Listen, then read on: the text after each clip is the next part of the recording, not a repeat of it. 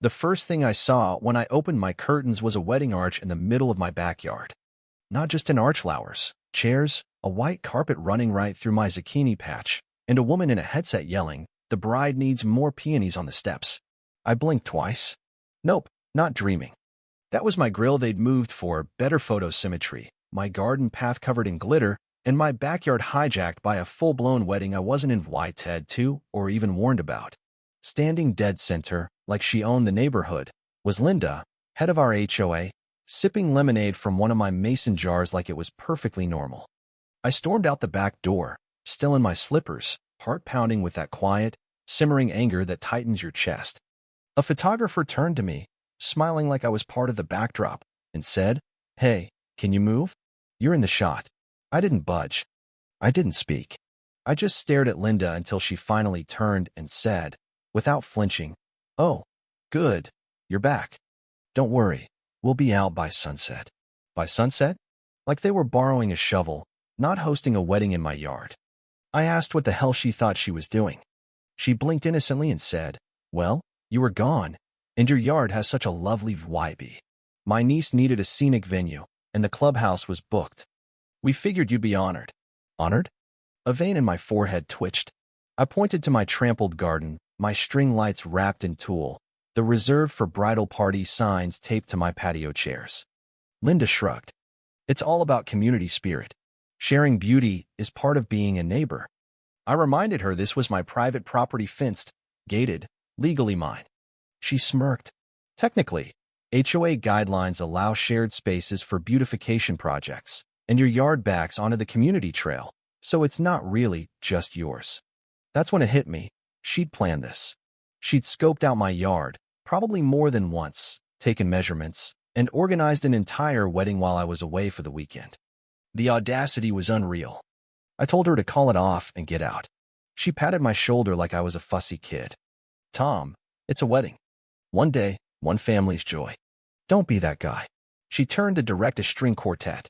I pulled out my phone and called the police, but while on hold, a polished man in a tux approached. "You must be the groundskeeper. Can you move the ladder from the shed? It's in our group photo." I nearly threw my phone. Fuming, I went to the shed. They'd emptied half of me tools stacked like garbage, a makeup table set up with lights powered by my extension cord. Linda's niece, presumably the bride, sat in a silk robe, sipping champagne. When I said, "This is my property," she looked confused. "Oh, Aunt Linda said you were her landscaper, that you'd be out of town but might check on the azaleas." I laughed a dark, unhinged laugh. Guests were arriving, cars parking on my curb, people strolling through my side gate like it was a public park. Someone said, "Love what you've done with the place, Linda." She smiled like she was a design guru. Every second eroded my sense of ownership, replaced by flower arrangements and stolen control. This was my sanctuary, my home, turned into a Pinterest board without a knock on the door. The police dispatcher put me on hold again. An unauthorized wedding wasn't a priority. Linda knew it. She timed it perfectly. By the time anyone official arrived, the ceremony would be over, leaving me with rose petals and broken sprinklers. That's when I stopped pacing, stopped calling, stopped reacting. If Linda was going to make my backyard her venue, I'd become the loudest part of this wedding. I went inside, opened the closet where my old college DJ gear sat, and felt a shift.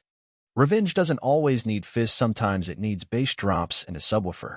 I started planning, pulling out my dusty speakers and tangled cables. They still worked. I connected my laptop, opened a playlist I hadn't touched in years, and crafted the most chaotic wedding soundtrack imaginable, Operation Noise Bomb. It started with soft classical music to blend in, then slammed into an air horn, a 2007 ring-own mashup, and screaming goats. I threw in kids' songs every 3 tracks to keep everyone off balance, plus sound effects like sirens and a baby crying in reverse. It wasn't just sabotage, it was art. Outside, Linda was directing caterers like she was running a gala.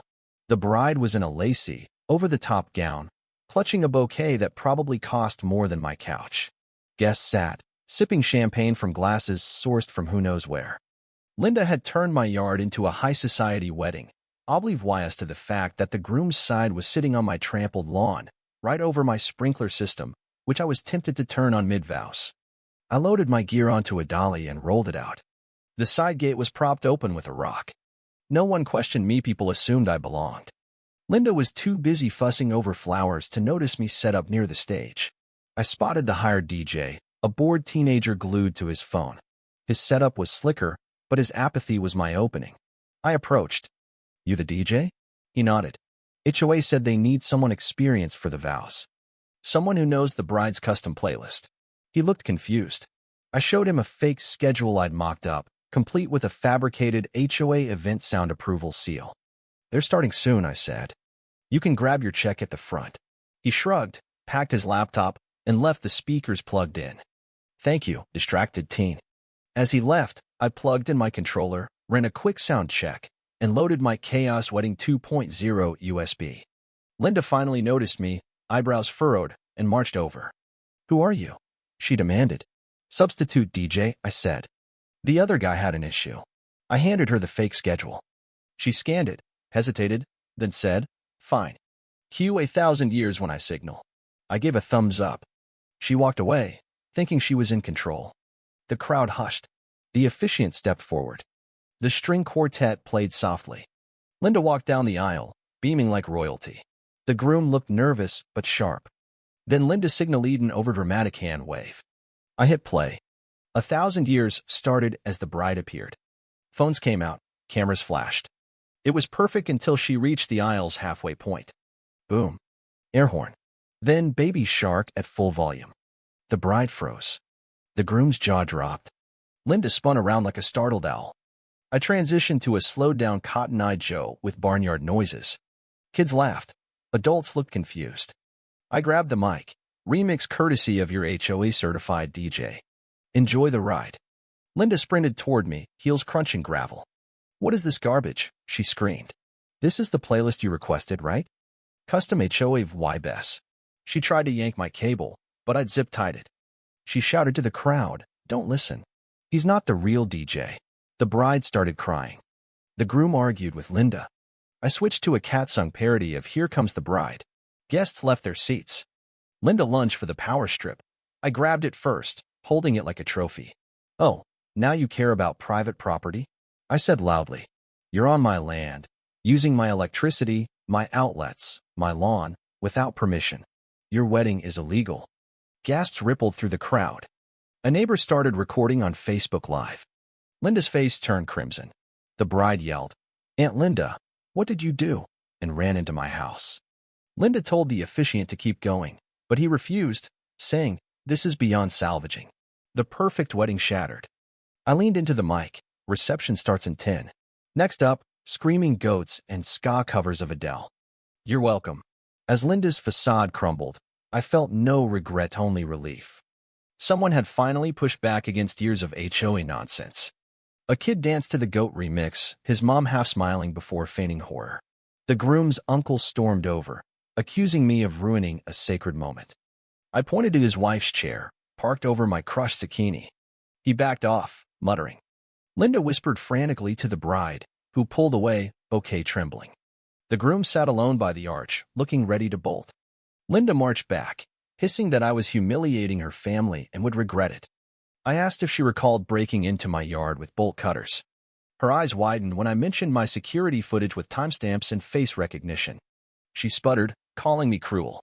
I said she could have asked any of the other 98 houses in the neighborhood. She didn't ask, she took, assumed, commanded. That's why we were here, with a crying bride, a stunned groom, and guests wondering whether to stay or leave. Then Paul, the HOA secretary, arrived in his usual Navy windbreaker, looking confused. A neighbor had reported an unapproved gathering with strobe lights and livestock noises. Seeing the chaos, he froze. Linda ran to him, spinning a tale that I was a lunatic hijacking her family's event. Paul listened, then turned to me. "Tom, did you authorize this wedding?" "No. Did you file a complaint?" "Not yet. But I could." Proof. I showed the footage. Linda unlocking my gate, dragging chairs, directing vendors, laughing like it was a brilliant scheme. Paul watched silently, then said, "Linda, we need a meeting." She tried to laugh it off, but Paul called the board. The bride vanished into my house again. The groom picked at a cupcake. I let a soft instrumental play, looping into a kazoo version 5 minutes later. No one cared, they were exhausted. Linda tried to move the event to the front yard. The caterers refused. The officiant wouldn't continue without the couple or property clarification. Then the bride returned, eyes red, and shouted, "This isn't what I wanted. You promised a perfect wedding, not a war zone. I should have gone to Vegas." She stormed out, heels in hand, dress dragging. The groom followed. No one clapped. Linda stood alone, trembling, mascara smudging. Guests trickled out. Photographers slipped away. Caterers packed up. Linda glared at me, realizing revenge wasn't controllable. Hours later, she was still pacing, screaming that I'd ruined her niece's day and the HOA's reputation. She threatened to sue for emotional distress, slander, and sabotage. I calmly wound up a cord, letting her words slide off. I replayed the footage for the HOA board, including audio of Linda saying, "He's out of town. This is our little secret." One board member stifled a laugh. Another muttered about Remo VYing her. Paul stepped in, announcing an incident report and a vote to suspend Linda. She exploded, demanding a private meeting, accusing everyone of bias, even the bride of overreacting. Then 2 police officers arrived. Someone had called them. Linda claimed I was destroying her niece's wedding out of spite. I showed the footage again. Linda MOVYing my furniture, tying ribbons, using my outlets. An officer asked, "Did you have permission?" Linda stammered about shared aesthetic zones.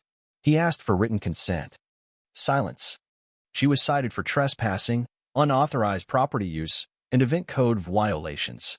She yelled that her HOA status protected her.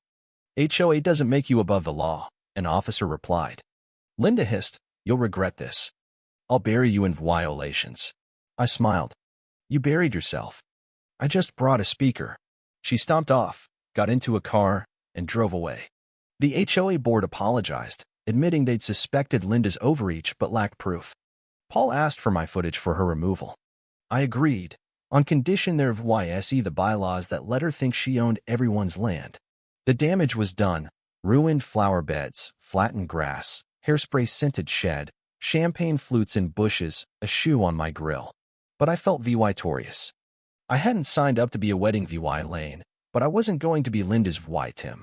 A neighbor winked, saying, "DJ the next block party." I laughed only with written permission. The next day, I swept up ribbons and petals. Paul brought a notice. Linda was suspended pending a hearing. Her retaliation complaint was dismissed. Neighbors shared stories of her oversteps, finding doormats, demanding backyard keys, MOVYing fences. I'd lit a match. The neighborhood forum buzzed. The DJ who took down the queen had 300 comments, memes, and a viral video of the air horn moment. I'd become a folk hero.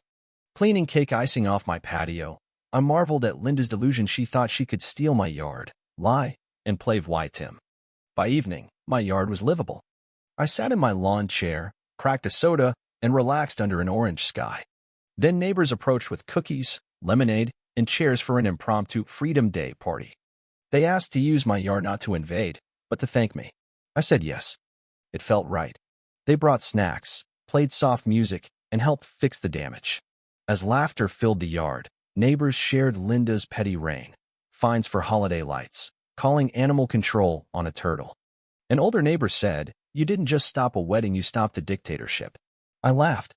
Linda's rule ended not with a bang, but with a playlist and a party. Under the patio light, stars out, breeze warm, my yard was mine again. I glanced at my speakers and smiled.